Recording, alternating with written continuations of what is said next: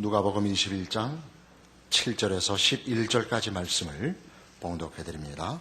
누가복음 21장 7절에서 11절까지의 말씀입니다. 그들이 물어 이르되 선생님이여 그러면 어느 때에 이런 일이 있겠사오며 이런 일이 일어나려 할 때에 무슨 징조가 있사오리까? 이르시되 미혹을 받지 않도록 주의하라. 많은 사람이 내 이름으로 와서 이르되 내가 그라하며 때가 가까이 왔다 하겠으나 그들을 따르지 말라. 난리와 소요의 소문을 들을 때에 두려워하지 말라. 이 일이 먼저 있어야 하되 끝은 곧 되지 아니하리라. 또 이르시되 민족이 민족을 나라가 나라를 대적하여 일어나겠고 곳곳에 큰 지진과 기근과 전염병이 있겠고 또 무서운 일과 하늘로부터 큰 징조들이 있으리라. 예수님께서 예루살렘 성전이 다 회파될 것이라 라고 얘기를 하자 이제 당시 유대인들이 예수님께 어떤 때 그런 일이 일어날지 징조를 어떻게 분별할 수 있겠습니까? 라고 이제 묻습니다. 징조라는 것은 여러분 아시다시피 임박한 어떤 사건에 대한 그 조짐에 해당하는 것이죠. 그걸 보면 이제 무슨 일이 일어나겠다 하는 것. 우리가 우리 생활 속에서 많이 만나는 것은 쥐들이 구멍에서 나와서 다 도망가면 지진이 난다더라. 그 정도 모두가 아는 게 있습니다. 집안에 살던 구렁이가 집을 나가면 그 집이 망한다더라. 그런 게 징조입니다. 그 애가 여자아이가 그 처녀가 얼굴이 물이 오르고 밝아지면 시집 갈 때가 됐다. 이런 것도 징조입니다. 그러니까 그 징조를 묻자 뜻밖의 예수님께서 답을 우리가 물어본 임박한 어떤 사건에 대한 조짐을 가르치시는 것이 아니라 8절에 보시듯이 이르시되 미혹을 받지 않도록 주의하라. 많은 사람이 내 이름으로 와서 이르되 내가 그러하며 때가 가까웠다 하겠으나 그를 따르지 마라. 그 다음에 난리와 소요의 소문을 들을 때 두려워하지 마라. 일이 먼저 있어야 하되 끝은 곧 되지 아니하리라. 여기서 끝은 예루살렘의 멸망이기보다는 세상의 끝을 가르치는 것으로 보이거든요.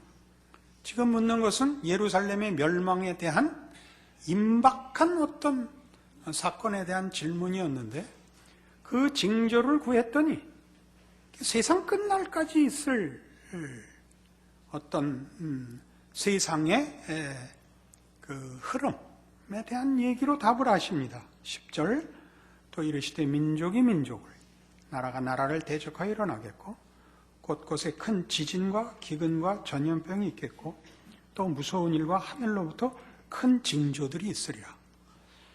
이건 요즘에 우리 많이 보는 거죠. 큰 재해가 늘고 있죠.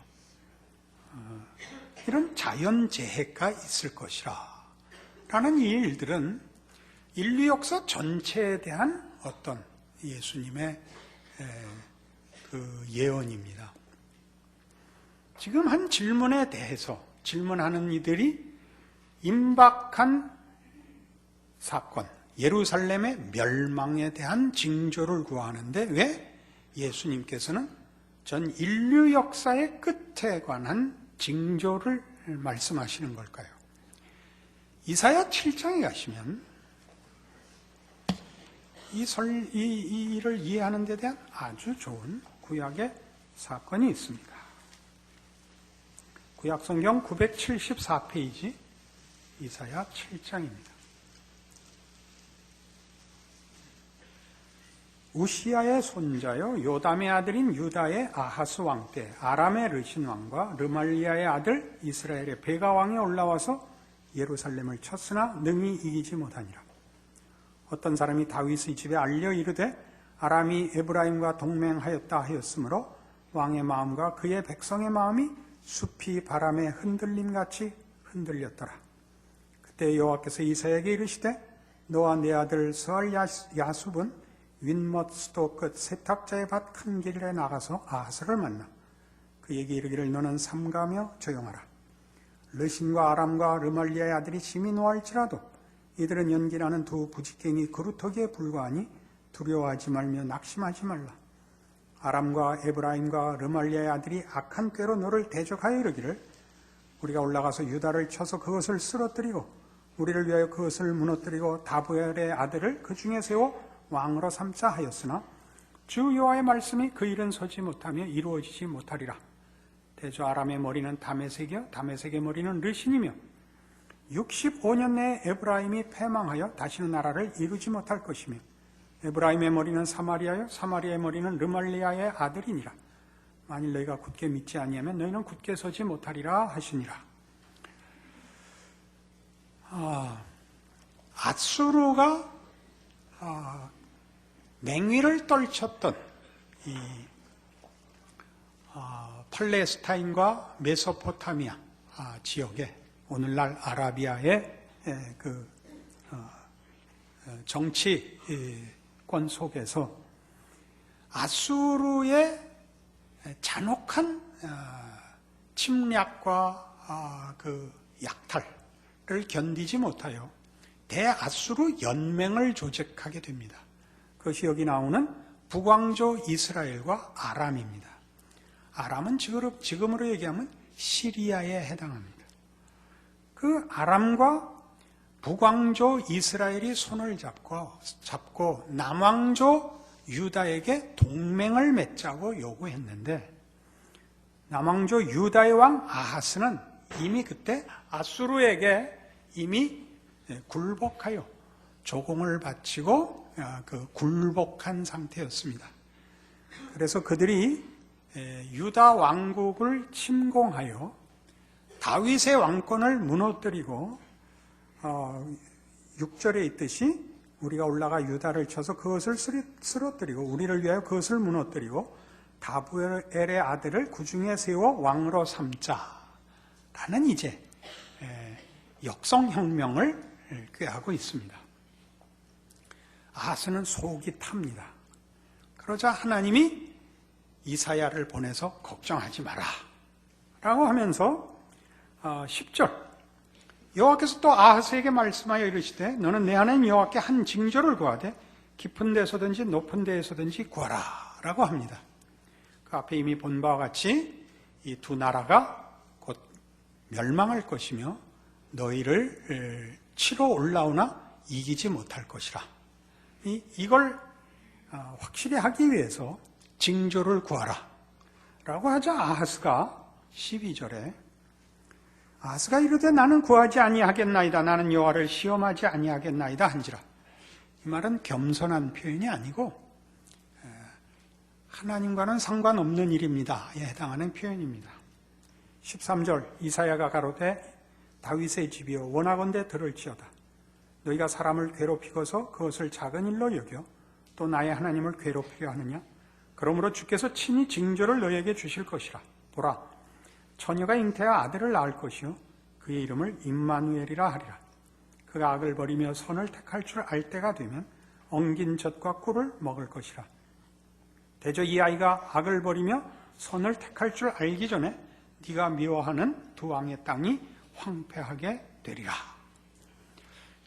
그러니까 이 두 나라가 너희를 침공하는 북왕조와 저 아람이 곧 멸망할 것이다. 그 징조로서 처녀가 잉태하여 아들을 낳을 텐데 그 이름을 임마누엘이라 할 것이라. 그 아이가 철이 드는 나이가 될 때쯤이면 너희가 번성한 국가가 될 것이요 그가 철들기 전에 두 나라 왕은 먼저 망할 것이다. 그겁니다. 여기서 처녀가 잉태하여 아들을 낳는다는 건 그 유명한 예수 그리스도의 동정녀 탄성에까지 이어지는 예언입니다마는 이 역사 속에서는 조금 의미가 다릅니다. 지금 아하스의 걱정은 자기네 나라의 존폐에 걸린 이 문제가 유다 왕권, 즉 다윗의 왕권과 연결되는 것입니다. 지금 두 나라가 와서 유다에게 하는 협박도 다윗 왕권을 무너뜨리고 자기네들과 협력할 다른 왕조를 세우려고 하고 있습니다. 이 일은 이루어지지 못한다라는 하나님의 이 선언과 위로와 약속은 다윗 왕조에게 허락한 약속의 영원함을 하나님이 지킬 것이다와 연결되어 있습니다. 그러므로 그 징조로 처녀가 잉태하여 아들을 낳을 것이니 그 이름을 임마누엘이라 하리라, 이렇게 된 겁니다. 여기서 말하는 처녀는 아들을 낳음으로써 다윗 왕조의 후사를 하나님이 허락하신 걸 인하여 하나님이 우리랑 함께 하시는구나 라는 걸 깨닫게 되는 임마누엘로 칭하게 되는 아들을 낳는 것입니다. 그래서 이 처녀 잉태는 여기서는 초월적인 처녀의 잉태를 말하는 것이 아니라 지금 왕가에 속해 있는 어떤 여인들도 말고 아직 결혼하지 않은 한 왕가의 한 처녀가 이제 결혼해서 아들을 낳을 것이다. 그럼 몇 년쯤 걸릴까요? 1년에서 2년 사이에 하나의 징조를 볼 것이라.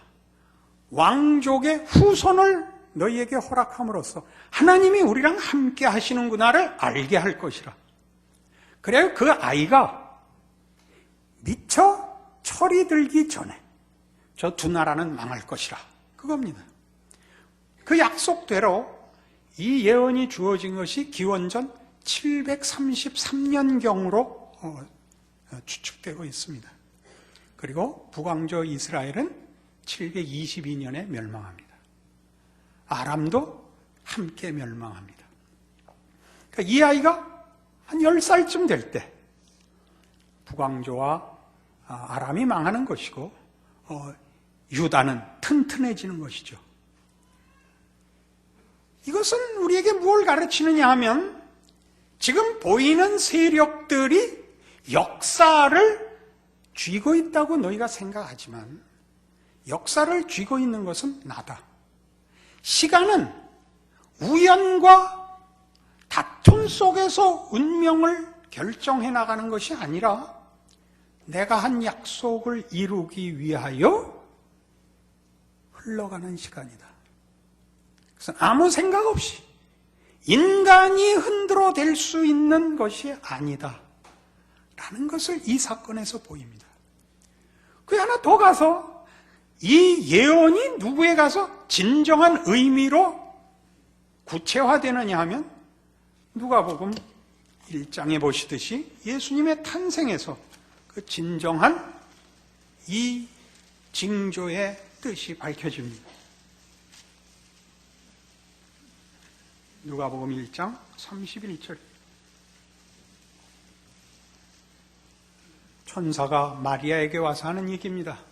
그는 아직 결혼하지 않은 처녀입니다. 보라, 네가 잉태하여 아들을 낳으리니 그 이름을 예수라 하라. 그가 큰 자가 되고 지극히 높으신 이의 아들이라 일컬어질 것이요 주 하나님께서 그 조상 다윗의 왕위를 그에게 주시리니 영원히 야곱의 집을 왕으로 다스리실 것이며 그 나라가 무궁하리라.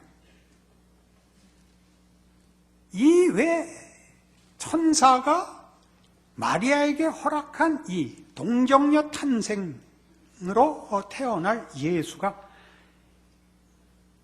다윗의 왕위를 잇는가 하는 것입니다.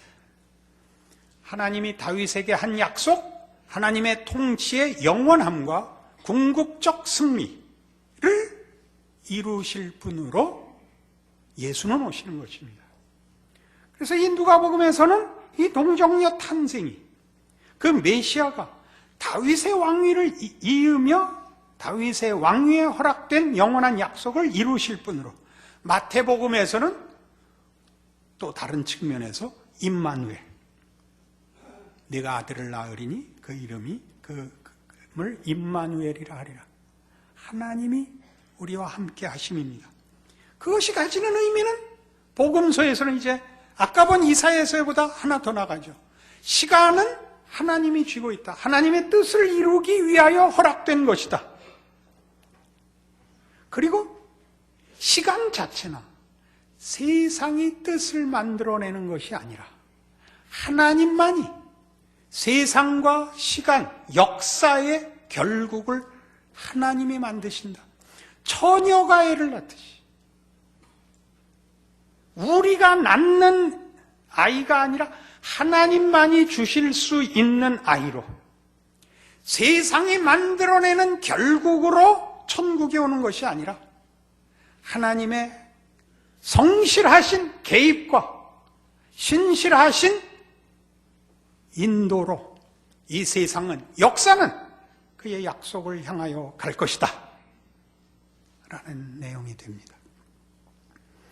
그러므로 오늘 본문에 있는 누가복음 21장에 나오는 이 주님 다시 오시는 날까지의 전 역사에 대한 개관, 이것은 중요합니다. 오늘 21장 8절에 나오듯이 미혹을 받지 않도록 주의하라. 많은 사람이 내 이름으로 와서 이르되 내가 그러하며 때가 가까이 왔다 하겠으나 그들을 따르지 마라. 이게 뭐죠? 세상이 답을 낸다는 말을 믿지 마라. 누가 와서 이렇게 저렇게 하면 천국을 만들 수 있다고 얘기하는 것 믿지 마라. 그것은 결코 정치력으로나 경제력으로나 사회적, 교육적 차원에서 일어날 수 있는 것이 아니다. 이걸 분명히 해라 이겁니다. 두 번째는 세상 끝날까지 난리와 소동이 있을 것이다. 세상은 합의점을 찾지 못하며 자신들이 원하는 것을 위하여 상대방을 해칠 것이다. 세상 끝날까지 이 일이 있을 것이다. 쉬운 평화를 요구하지 마라. 쉽게 세상이 답을 낼 수 있을 거라고 기대하지 마라. 셋째는 자연재해가 있을 것이다. 왜? 세상은 그 스스로의 힘으로 영원한 존재가 아니라는 것을 스스로 드러낼 것이다. 너희가 발을 디디고 사는 이 세상이 영원한 곳이 아니라는 것을 세상 스스로 그 결함을, 약점을 드러낼 것이다. 그때 기억하라. 내가 누군지, 내가 왜 왔는지, 왜 내가 동정녀 탄생을 해야 됐는지 기억하라. 그게 무슨 뜻인지, 그렇게 하신 하나님의 약속과 일하심이 무엇인지 기억하라. 이것이 징조로 주어지는 것입니다. 그러니 생각해 보십시오. 인류 역사상 어느 때나 정치적인 답을 찾으려는 노력은 필요하지만 늘 그것이 마치 유일한 해결책인 것 같이 요구되는 일은 인류 역사상 계속되어 왔습니다. 로마의 평화는 로마를 위한 것이었지 세계를 위한 것은 아니었으며, 로마 안에서도 지배층을 위한 것이었지 전 국민을 위한 것은 아니었습니다. 이 세상이 운행되는 내내 권력자들의 역사에 불과했고 착취당한 자들은 늘 억울했다라는 건 사실입니다. 그러나 어떻게 하면 평화와 정답이 오느냐라고 묻는다면 세상은 그걸 만들 수 없다. 인간은 다 하나님의 통치 이외에서 답을 찾을 수 없다. 라는 사실을 역사와 스스로의 인생에서 확인해야 된다. 예수를 믿어서 얻는 답은 그래서 현실적으로 적용되지는 않는다. 그러면 신앙적으로 받는 답이 현실을 극복할 수 있는 힘이 되는 조건은 무엇인가? 그가 하나님께 속한 자임을 세상에 속한 것보다 크게 믿지 않는 이상 불가능하다. 예레미야 때에는, 예레미야 선지자는 유다의 멸망기에 선지자 노릇을 한 사람입니다. 그때는 우리 지난 시간에도 살펴봤듯이 이제 곧 바벨론에 멸망할 것이라는 예레미야의 예언에 대하여 이스라엘 전체가 반대합니다. 무엇을 근거로 했죠? 여호와의 전을 보라. 여호와의 전을 보라. 우리는 하나님을 섬기고 있고 우리가 얼마나 정성을 다하여 이 전을 짓고 제사를 드리는데 하나님이 우리를 모른 척 할 것이냐? 라고 우겼습니다. 종교가 현실적으로 힘을 발휘할 수 있을 것이라고 믿는 데 대하여 예레미야가 아니다. 이 전은 무너질 것이다. 너희는 올바로 하나님을 믿지 못했고 하나님의 일하심을 이해하지 못함으로 너희 모두 멸망당하고 포로가 될 것이다. 그래서 예레미야는 매국노로 취급을 받았습니다. 이스라엘이 남의 나라의 포로가 된다는 것을 당시에는 아무도 수긍할 수 없었습니다. 기독교 신앙이 현실을 고쳐놓을 수 있다고 믿는 것, 그것은 우리가 가지는 믿음과 다릅니다. 유다는 드디어 포로가 되어 바벨론에 잡혀갑니다. 포로기에 나온 선지자는 에스겔입니다. 에스겔이 선지자 임무를 행할 때는 어떤 때냐면 이제 성전도 파괴됐고 나라도 망하고 모두 바벨론의 포로가 되어 나라가 없어진 유랑민이 되었습니다. 그들은 예레미야 때 종교가 현실을 바꿀 수 있다고 믿었던 것만큼 현실에 의해서 낭망하고 있습니다. 저 유명한 에스겔 37장에서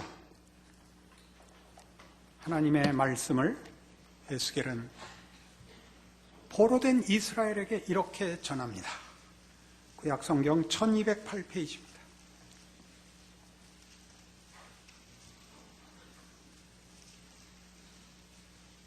하나님께서 에스겔을 이스라엘의 장로들을 불러 뼈들이 가득한 골짜기로 데려가 이 뼈들이 살아날 수 있겠느냐고 묻습니다. 그럴 수 없습니다. 자, 하나님께서 내가 하려고 하면 할 수 있다. 그 뼈들을 힘줄을 돋우고 살을 붙이고 생기를 불어넣어 살아나게 하는 기적을 보이시고 11절 또 내게 이르시되 인자야 이 뼈들은 이스라엘 온 족속이라. 그들이 이르기를 우리의 뼈들이 말랐고 우리의 소망이 없어졌으니 우리는 다 멸절되었다 하느니라. 그러므로 너는 대언하여 그들에게 이르기를 주 여호와께서 이같이 말씀하시기를 내 백성들아 내가 너희 무덤을 열고 너희로 거기에서 나오게 하고 이스라엘 땅으로 들어가게 하리라. 내 백성들아 내가 너희 무덤을 열고 너희로 거기에서 나오게 한즉 너희는 내가 여호와인 줄 알리라 라는 말씀을 줍니다. 에스겔 선지자의 선지직을 수행해야 되는 시기는 절망의 시기입니다. 이스라엘은 망했습니다. 그것이 현실입니다. 하나님이 이스라엘을 버렸습니다. 현실입니다. 그러니 저들은 낙담하고 있습니다. 그러자 예레미야 때 우리들의 신앙이 이 성전으로 이렇게 늠름히 살아있는데 우리가 왜 망합니까? 가 현실을 바꿀 수 없었던 것 같이 진심이 아니면 진정한 신앙이 아니면 성전으로 현실을 바꿀 수 없었던 것 같이 너희들이 돌아온다면 이 현실이 아무리 절망스럽고 불가능한 자리에 있을지라도 그건 하나님이 바꿀 수 있다. 이 에스겔이죠. 그러니 자 이제 여러분에게 오늘의 이 말씀을 적용을 해봅시다. 여러분 인생 속에서 싸우는 핵심되는 질문이 뭔지 아십니까? 세상이 궁극적인 힘이냐, 하나님이 궁극적인 힘이냐의 싸움입니다. 우리의 연약한 믿음이 갈등과 불안과 눈물을 자아내는 건 사실이지만, 그러나 세상은 영원한 나라를 만들어내 힘이 없는 것입니다. 거기에 여러분이 항복해봤자 그들은 결국 멸망 이외에 아무것도 주지 못하는 것입니다. 여러분들이 신앙으로 여러분들의 현실적인 형편을 메꾸기에 급급한 것으로는 여러분의 신앙은 힘을 발휘하지 못합니다. 모든 신자된 인생에게 현실은 공평하게 있습니다. 그의 사회적, 경제적, 정치적 지위와 가지고 못 가진 것에 상관없이 세상과 하나님이 어떻게 다르냐에 대한 분별과 선택 없이 신앙생활을 할 수는 없습니다. 그것이 하나님이 요구하는 것이죠. 세상이 답을 낳지 못합니다. 그건 하나님만이 낳을 수 있습니다. 우리가 할 수 있는 건 세상을 고치는 것이 아니라 진정한 하나님의 자녀가 되는 것입니다. 그때야만 우리는 빛이고 소금입니다. 그것은 기능적이기 이전에 정체성에 관한 문제입니다. 그 싸움에 우리를 요청하고 있습니다.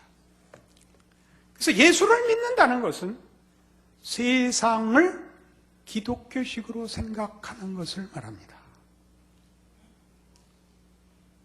세상과 역사와 인생을 기독교식으로 생각하셔야 됩니다. 세상을 세상적으로 생각하고 기독교를 거기에 수단과 방법으로 도입을 하면 신자의 마음에 답은 없게 됩니다. 평화는 없습니다. 에베소서 1장에 가보십시다.